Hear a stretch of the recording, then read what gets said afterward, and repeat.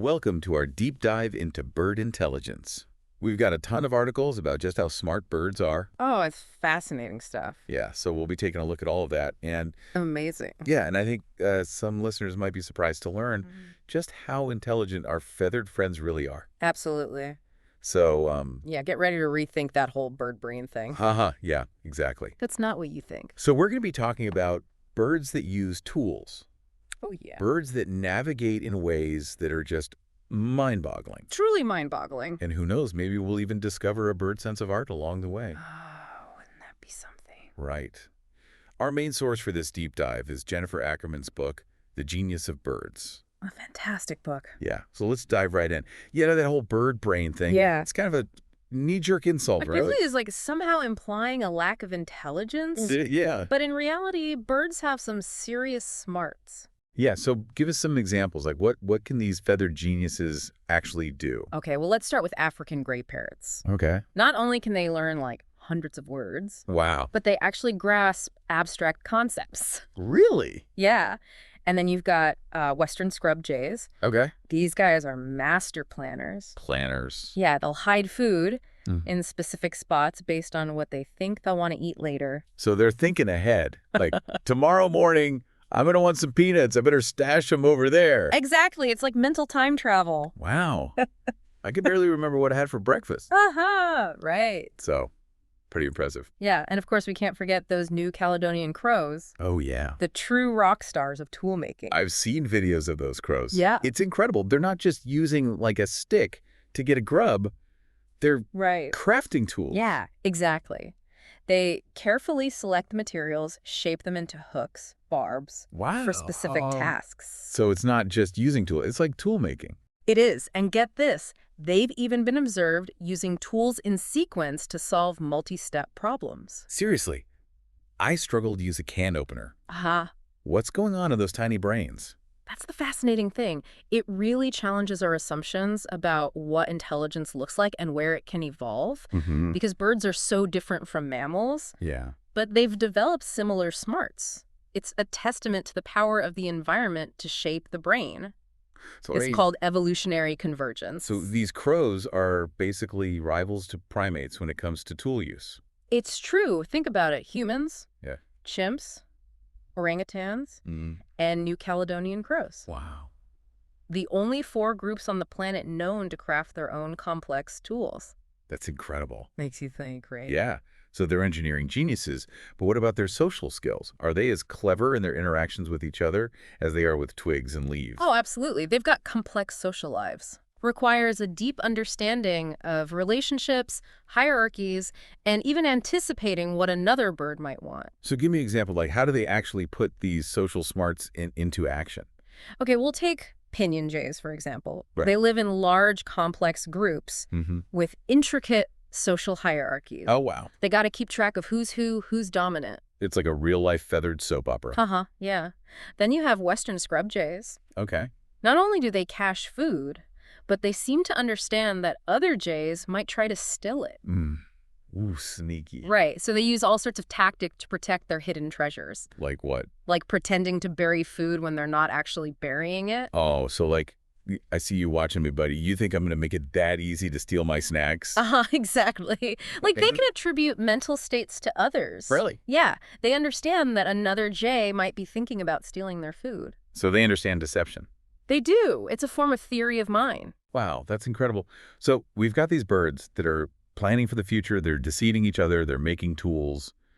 But can they, like, actually learn from each other? Yeah. Pass on knowledge? That's where cultural transmission comes in. Okay. Birds can teach each other skills. Really? Cross generations, just like we do. Remember those New Caledonian crows? Yeah. Well, they have regional tool dialects. Tool dialects. Yeah, meaning the way they make and use tools varies depending on where they live. So different groups of crows have their own distinct tool-making cultures. Precisely. And it's not just crows. Wow. Okay, so these birds are shattering all my preconceived notions about bird brains. But how do they manage to pull off all these amazing feats with brains that are, well, so tiny? It's a great question. Yeah. And the answer lies in the efficiency of bird brains. Efficiency. What does that even mean? So, despite their small size, Bird brains are incredibly densely packed with neurons. Okay. In fact, they have more neurons per unit volume than mammalian brains, including our own. So their brains are like densely packed walnuts of knowledge. Uh-huh. I like that. Yeah, their smaller brains have evolved for efficiency, Yeah. with specialized structures that allow them to perform complex tasks. It's not just about size, it's about how they use what they've got. So what are some of those specialized brain structures? Well, one key area is the pallium, The pally. which is analogous to the cortex in mammals. Okay. This is the seat of higher order thinking, problem solving, decision making. Got it. And then there's the hippocampus, Mm-hmm. which is essential for memory, Yeah. especially spatial memory. Makes sense. Yeah, crucial for remembering where they stashed their food Right, right. or navigating long distances. So they've got these supercharged versions of brain regions that we humans also rely on for thinking and remembering. Precisely. Pretty incredible. Makes you think that size isn't everything when it comes to brains. Exactly. Brains come in all shapes and sizes, Yeah. and each one is uniquely adapted to the challenges its owner faces. And speaking of challenges, Yeah. we can't talk about bird intelligence without mentioning their amazing navigation skill. Oh, absolutely. I mean, I get lost trying to find my way around the grocery store. Uh-huh. How do they travel thousands of miles without a GPS? It's truly remarkable. Think about the Arctic tern.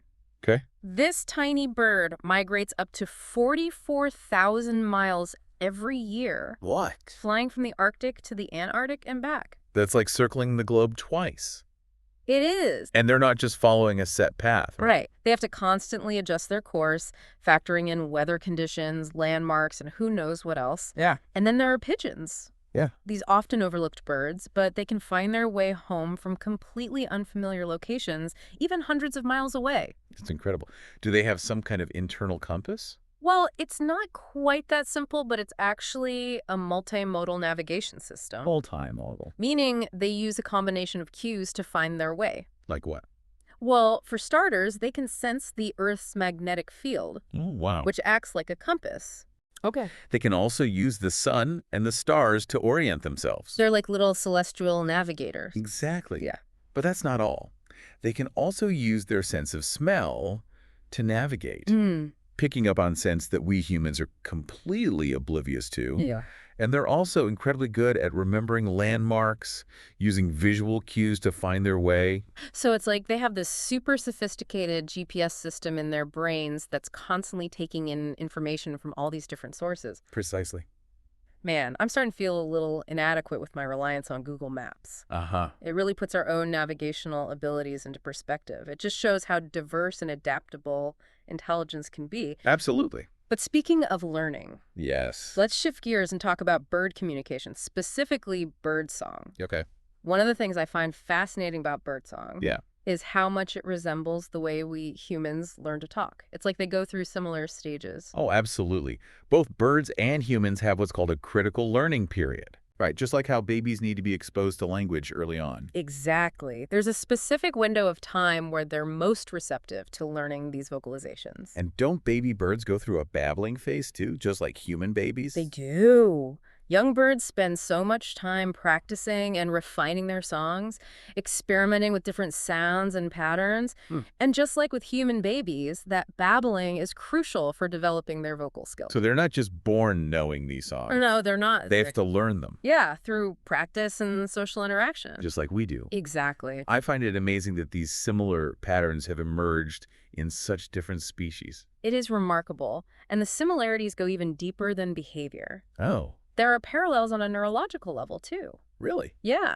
For example, there's a gene called FOXP2, Okay. and it plays a crucial role in speech development for us. Humans. And guess what? That same gene is also involved in birdsong learning. Wow, no way. So the next time I'm struggling to learn a new language, I can think, hey, at least I'm not alone. Those birds are going through something similar. Ah, exactly. That's wild.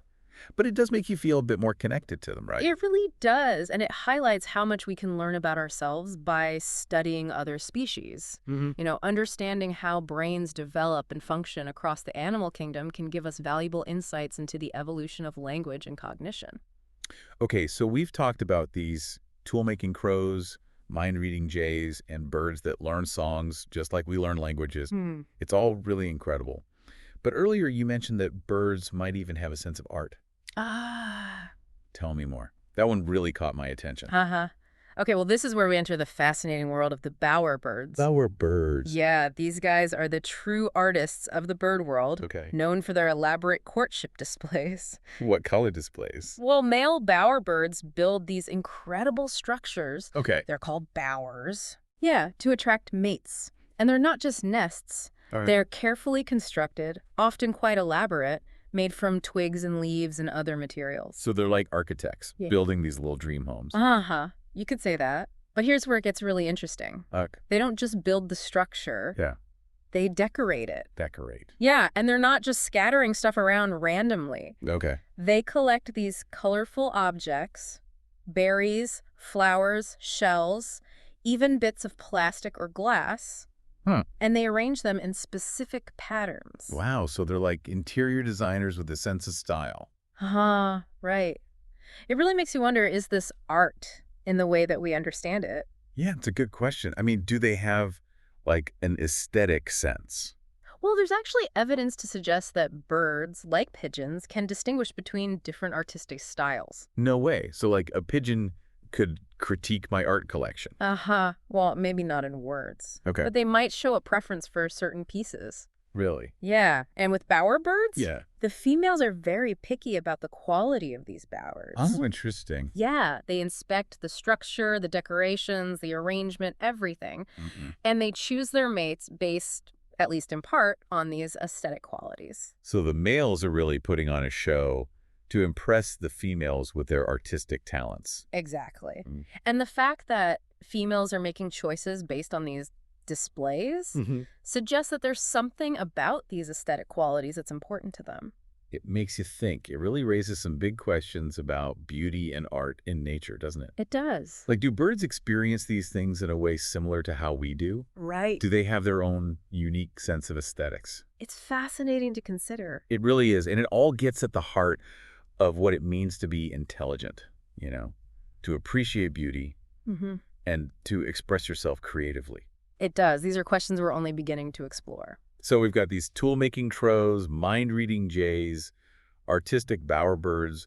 Are there even more examples of birds thinking outside the nest? Oh, absolutely. Birds are constantly surprising us with their problem-solving ability. Okay, give me some more of these amazing bird genius stories. What else can they do? All right. Well, remember Betty the Crow, our tool-making superstar?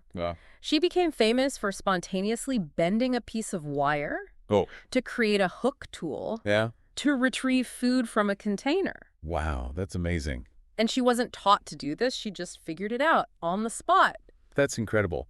What other birds have surprised researchers? Well, the Kia parrots in New Zealand are a great example. Kia parrots? Yeah, they're known for being really playful and inquisitive, and they've been observed working together to solve complex puzzles. Oh, wow. So they're like little feathered puzzle masters. Exactly. And they cooperate to figure out how to open boxes, manipulate mechanisms, get to those hidden treats. It's not just parrots, though, right? No. We see this adaptability in birds all around the world. Think about urban birds. They're having to modify their songs to be heard over all the city noise. They're changing their songs to adapt to the urban soundscape. They are. Remarkable adaptation. That is really cool. What else? Oh, and then there's carrion crows in Japan. Okay. Figured out how to use cars to crack open walnuts. Wait, what? Cars? Yeah. They'll drop the nuts on the road, wait for a car to run them over, Oh, smart. and then swoop in to collect the cracked nuts. So they're using cars as tools. They are. It's impressive, isn't it? Yeah. We humans like to think we're so smart, but these birds are coming up with these innovative solutions all the time. They are. It's humbling, but it's also inspiring. I agree. It challenges our human-centered view of intelligence and shows just how much ingenuity is out there in the natural world. Okay, so we've seen just how incredibly intelligent birds can be, but I'm curious, what has driven the evolution of these remarkable cognitive abilities? What factors have shaped their brains and made them so adaptable?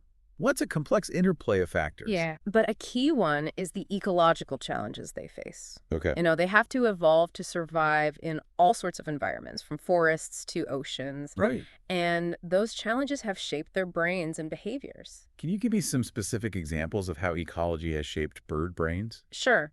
Take food-caching birds, for example. Okay. Remember those western scrub Yeah, jays? the sneaky ones. Yeah. They hide food for later.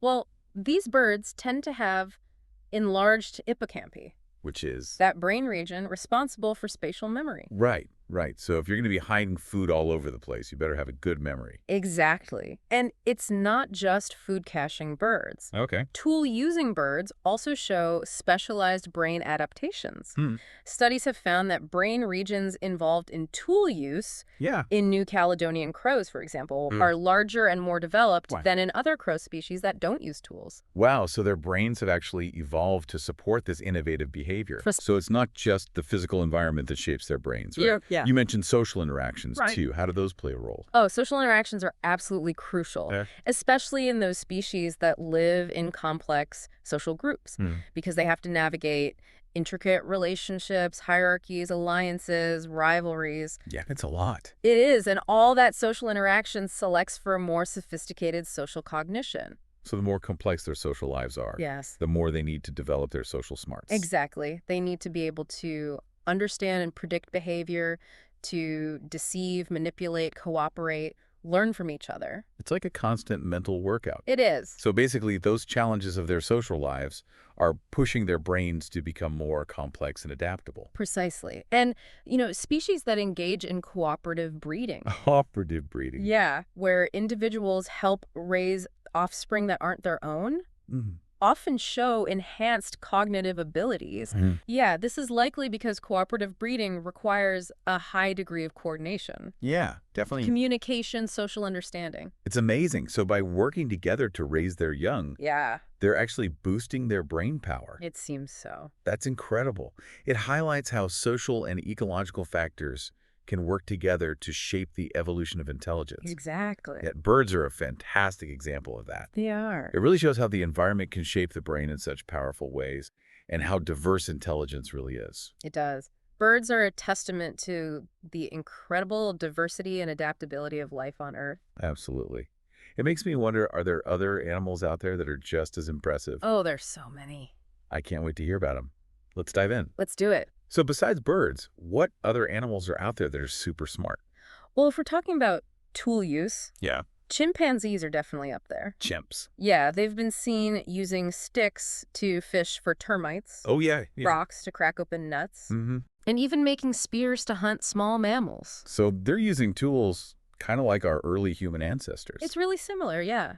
It shows that using and even creating tools isn't just a human thing. Yeah. It's a testament to how powerful natural selection is Mm-hmm. in coming up with solutions to problems, Right. no matter what species you are. It makes you wonder what other animals have those kinds of skills. Yeah, it really does. And it's not just about tools. Right. Social intelligence is another big one. Okay. Are there other animals that could give birds a run for their money in the social smarts department? I mean, birds are pretty impressive, They are. but I'm sure there are other contenders out there. Oh, absolutely. Dolphins, for instance. Dolphin. They're incredibly social. Yeah. Live in these complex pods with Yeah. intricate communication systems. It's amazing how they communicate underwater. It is. And they even have these cooperative hunting strategies. Really? Yeah, and they've been observed using tools, too. Dolphins using tools. I didn't know that. Yep. Like using sponges to protect their noses while foraging. Wow, that's pretty clever. So they're like the engineers of the ocean. Uh-huh. Yeah, something like that. And their social interactions are fascinating. Yeah. They form strong bonds with each other, engage in all sorts of playful behavior, and some researchers believe they might even show signs of self-awareness. Wait, self-awareness, you mean like they know they exist? Exactly. There's this test called the mirror self-recognition test, Okay. and some dolphins have been observed recognizing themselves in the mirror. Wow, that's mind-blowing. It is. It's considered a pretty strong indication of self-awareness. Are there any other animals that do that? Yeah, elephants. Elephants. Yeah. They're highly intelligent Mm. and incredibly social animals. Yeah. They have complex communication systems, strong family bonds, Yeah. and they've even been observed displaying behaviors that suggest they grieve Really? for lost loved ones. Wow, that's really powerful. It is, and it really makes you think about what intelligence even means. Yeah, it does. It seems like birds aren't the only ones with rich emotional lives and a deep understanding of social dynamics. Not at all. we often define intelligence based on our own human abilities, but maybe that's too narrow a view. Yeah, maybe we need to broaden our perspective a little bit. I think so. Intelligence comes in many forms, and each species has evolved its own unique cognitive abilities, Right. suited for their own specific environments. So instead of trying to rank species on some kind of intelligence hierarchy, Yeah, maybe we should just be celebrating the diversity of intelligence that's out there. exactly. Every species has something to teach us Uh-huh. about intelligence, problem solving, adaptation. It's amazing when you think about it. It really is. So we've explored the fascinating world of bird intelligence. Yeah. We've talked about some other pretty amazing creatures. Mm. And really, we've touched on the very definition of intelligence itself. Yeah. What are some of the big takeaways you want our listeners to remember from all of this? Well, I hope they come away with a new appreciation for birds, for their cognitive abilities. Yeah. You know, they're capable of complex thought, problem solving, tool use, social learning, even creative expression. Yeah, let's retire that old bird brain insult. I agree. Birds deserve way more credit. So, new appreciation for birds. Yeah, and also remembering that intelligence is not a one-size-fits-all concept. Right. It's diverse, it's multifaceted, and each species has its own strengths. So we should be celebrating that diversity. Exactly. Okay, so appreciate the birds and appreciate the diversity of intelligence. What else? I think the most important thing is to approach the natural world with humility and wonder. You know, we're not the only intelligent beings on this planet. Right. Intelligence takes many forms, and we can learn so much from observing and studying other species. Yeah, birds included, of course. Absolutely. Well, I want to thank you so much for sharing your knowledge with us today. It's been my pleasure. This has been a truly mind-expanding deep dive. I'm glad you enjoyed it. And to our listeners, thank you for joining us on this journey into avian intelligence. We hope you've learned something new Yeah, and come away with a newfound respect for our feathered friends. absolutely. But before we wrap things up, Yeah. I'm curious, what other big questions are researchers asking about bird intelligence? Well, one of the big ones is the question of consciousness. Consciousness. Yeah. Do birds experience the world the way we do? Do they have feelings, emotions, self-awareness? Those are some pretty deep philosophical questions. They are, and they're really difficult to answer. Yeah, I can imagine. Are scientists making any headway with those questions? It's a challenging area to study, but there have been some interesting findings. Oh. For instance, there's research on magpies that's shown they exhibit behaviors that suggest they might grieve. They grieve. Yeah, when a flock member dies. Wow, so they're not just reacting on instinct. Right, it seems to be a more complex response. That's pretty incredible. It is. And then there are studies on ravens Okay. showing that they engage in what looks like playful behavior. Playful, huh? Yeah. And some think that might be a sign of higher cognitive function, maybe even a sense of humor. So they might actually think things are funny. It's possible. Of course, more research is needed, Yeah. but it's definitely an interesting possibility. It really is. Yeah. It's amazing to think that we're just starting to understand these creatures. Yeah, who knows what other secrets their brains hold. Makes you wonder if we've been underestimating animals all along. I think it's definitely possible. You know, our understanding of animal intelligence is always changing. Things we thought were only human traits, like using tools or communicating in complex ways, we're finding those in other species now. Right.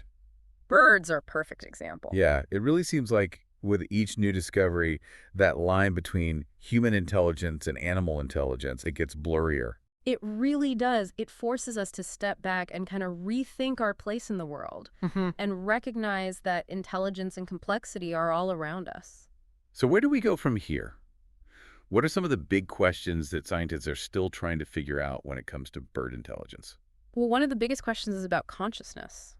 You know, do birds experience the world like we do? That's a great question. It is. Do they have feelings? Do they have emotions? Are they self-aware? Those are big questions. They really are, and they're not easy to answer. I can imagine. Are scientists making any progress on those questions? Well, it's a really tough thing to study, but there have been some interesting findings. Yeah. For example, some research on magpies has shown that they might actually experience grief. Grief. Yeah, when a flock member dies. Wow. So it's not just instinct. It seems like there's something more going on. Yeah, a deeper emotional response. Right. And then there are studies on ravens that showed that they engage in what looks like play. Yeah. And some researchers believe this could be a sign of higher cognitive function. Okay. Maybe even a sense of humor. Wait, are you saying the birds might be telling jokes? Well, maybe not telling jokes the way we do, but it definitely seems like there's more to it than just basic instinct. Uh-huh. That's pretty amazing. It is. And while more research is needed, Yeah. these findings are opening up some really exciting new ways of understanding bird minds. It's incredible to think that we're just scratching the surface of what we can learn about these creatures. I know it's really exciting. So what other secrets might we uncover about bird intelligence? That's what I love about this field. The study of bird intelligence is still pretty young, Yeah. and with new technologies and research methods coming out all the time, I think we're going to keep being surprised by what we learn about our feathered friends. This has been such an amazing journey into the world of bird brains. It has. Thank you so much for taking us on this deep dive. It's been my pleasure. And to all our listeners out there, thanks for joining us on this exploration of avian intelligence. We hope you've gained a new appreciation for the incredible minds of birds. And remember, the next time you see a bird flying overhead or you hear a bird singing, take a moment to appreciate the complex and fascinating brain that's at work. Who knows what other secrets are waiting to be discovered in the minds of our feathered friends? Keep exploring, keep questioning, and keep being amazed by the wonders of the natural world.